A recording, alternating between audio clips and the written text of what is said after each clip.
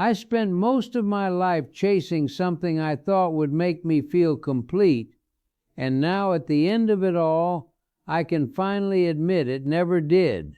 My name is Harold, and I'm 88 years old. And the truth I've been quietly sitting with is this: success gave me everything I asked for, except the one thing I didn't realize I needed. When I was a young man, I didn't think much about happiness, not in the way people talk about it now. Back then it was simple. You worked hard, you made something of yourself, and one day you'd look around and feel proud of what you built. That was the promise I believed in. That was the road I chose. I grew up in a small house with thin walls and a father who never stopped working. He wasn't a bad man, just a tired one.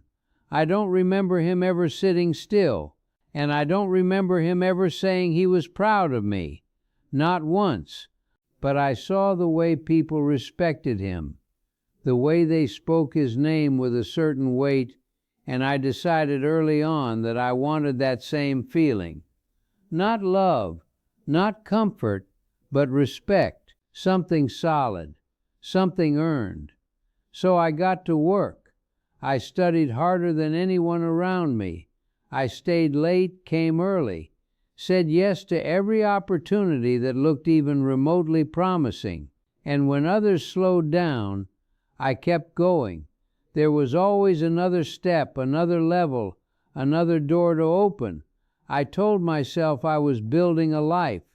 Looking back now, I realize I was building a ladder, and I never stopped climbing it long enough to ask where it was leaning. I met my wife Eleanor when I was in my early 30s. She had a way of looking at you that made you feel seen, not for what you did, but for who you were. At the time, I didn't understand how rare that was. I thought love would wait. I thought it would still be there when I had more time. So I promised her things, small things, dinner on Fridays, vacations in the summer, being home before it got too late. And for a while, I meant every word. But life has a quiet way of testing what you really believe. Work started to take more of me, not all at once, but little by little. A late meeting here, a missed dinner there. I told myself it was temporary, that once I reached a certain point I would slow down. I would make time. I would finally be the man I said I'd be. That point never came. The years moved faster than I expected. Promotions came, recognition followed. People started using words like successful, accomplished, impressive, and every time I heard them, I felt something close to satisfaction. Not quite full, but enough to keep me going. At home, things were quieter. Eleanor stopped asking when I'd be home. My children learned not to wait up for me. I told myself they understood, that I was doing this for them, providing, building, securing a future they wouldn't have to struggle through. It sounded noble in my head. It made the long nights feel justified. But I missed things, important things. I missed my daughter's first school play because of a meeting that, if I'm honest, I can't even remember now. I missed birthdays, small moments, ordinary evenings that don't seem like much until they're gone. I convinced myself there would always be more time. There wasn't. Eleanor and I grew distant in a way that's hard to explain unless you've lived it. There was no big fight, no single moment where everything broke, just a slow drifting apart. Two people living in the same house, sharing the same space, but not the same life. One night she sat across from me at the kitchen table and asked a simple question. She said, "When do we get you back?" I didn't have an answer. I think that was the moment something inside her started to let go. Not all at once, but enough that it changed things. And I felt it. I just didn't know what to do about it. So I did the only thing I knew how to do. I worked harder. Years passed. My children grew up. They built their own lives, their own routines, their own families. I told myself that was the goal, that this was success, watching them stand on their own. And it was in a way, but I wasn't part of it the way I imagined I would be. When they visited, conversations felt careful, polite, like we were all trying not to notice the distance between us. I knew things about their lives, but not the important things, not the things that matter when you sit across from someone and really know them. Eleanor stayed, but the warmth we once had never fully returned. We learned how to exist together, but not how to be close again. And I accepted that as the cost of the life I chose. For a long time I didn't question it. I kept climbing. I kept achieving. I reached the top of the ladder I had spent decades building. The view was everything I thought it would be. Respect, recognition, a sense of having made it. People looked at me the way I used to look at my father. And yet when I came home at the end of the day, the house felt too quiet.